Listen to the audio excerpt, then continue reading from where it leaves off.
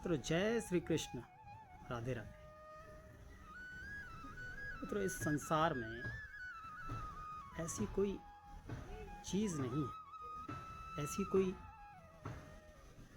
आविष्कार नहीं है, ऐसी कोई विकास नहीं है जो मनुष्यों ने नहीं किया। हर ऊंचाई को मनुष्यों ने छुआ है, सुई से लेकर हवाई जहाज तक बनाया है, चांद पे पहुंच गया, मंगल पे पहुंच गया, लेकिन उस परमात्मा के बिना नहीं पहुंचा। वो 5 महाभूतों के बिना नहीं पहुंचा। सारी चीज़ें बनी हैं, सारे विकास हुए, सारे आविष्कार हुए, लेकिन 5 महाभूतों के सहारे ही हुआ है। लेकिन उसके बावजूद भी मनुष्य ये सोचता है कि मैंने किया। तो मेरा मनुष्यों से ये कहना है कि उस परमात्मा की, जिसकी सत्ता पूरे ब्रह्मांड में, उसको ध्यान में रखते हुए अपने अहंकार के बारे में सोचें। हमारा कोई वजूद नहीं है, हमारा कोई अस्तित्व नहीं है उस परमात्मा के बिना। वही परमात्मा है जो पूरी सृष्टि को चला रहा है, जो आपको चला रहा है, हमको चला रहा है। वो अव्यक्त रूप से जो परमात्मा है, जिसको व्यक्त नहीं किया जा सकता, वह परम तत्व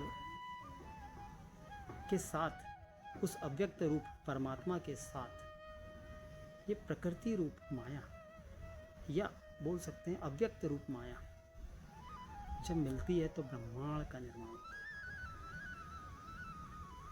और उसी ब्रह्मांड से 14 लोकों का निर्माण होता है। उसी 14 लोक में एक लोक पृथ्वी लोक है। उसी पृथ्वी लोक के हम भी एक जीव है, मनुष्य रूप में।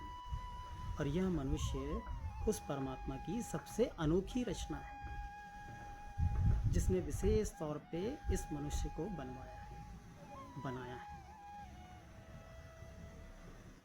लेकिन यह जो मनुष्य है सब कुछ कर रहा है, लेकिन उस परमात्मा को समझ ही नहीं पा रहा है।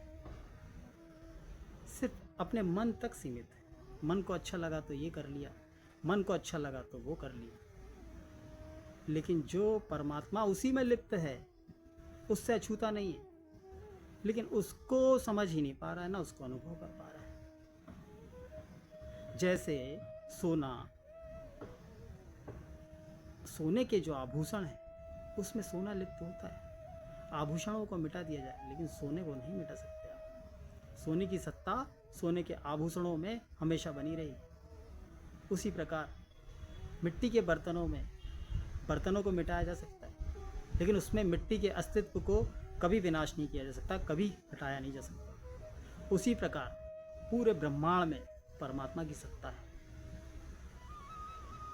आप मनुष्य के में भी उस परमात्मा की सत्ता है, लेकिन आप उसको समझ नहीं पाते, आप उसको खोज नहीं पाते। यही अज्ञानता के कारण आप उसे खोज नहीं पाते, उसका अनुभव नहीं कर पाते। लेकिन ये संभव है।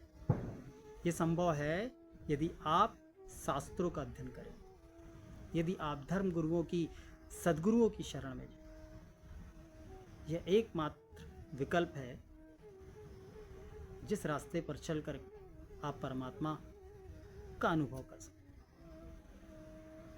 और इस संसार को बनाने वाला, जब वो कोने कोने में है, हर परिस्थितियों में है, हर जगह है, उसकी सत्ता ऐसी कोई जगह नहीं है पूरे ब्रह्मांड में जहाँ नहीं है, तो आप में नहीं होगी। इसको आप कैसे डिनाई कर सकते हैं इस बात को? इसलिए आप समझें और आप सद्गुरुओं की शरण में जाएं। आप धार्मिक ग्रंथों का अध्ययन करें। आप वेद, उपनिषद, वेदांत, गीता, इन ग्रंथों का अध्ययन करें। परमात्मा आपसे दूर नहीं है, दूर है। जय श्री कृष्ण, राधे राधे।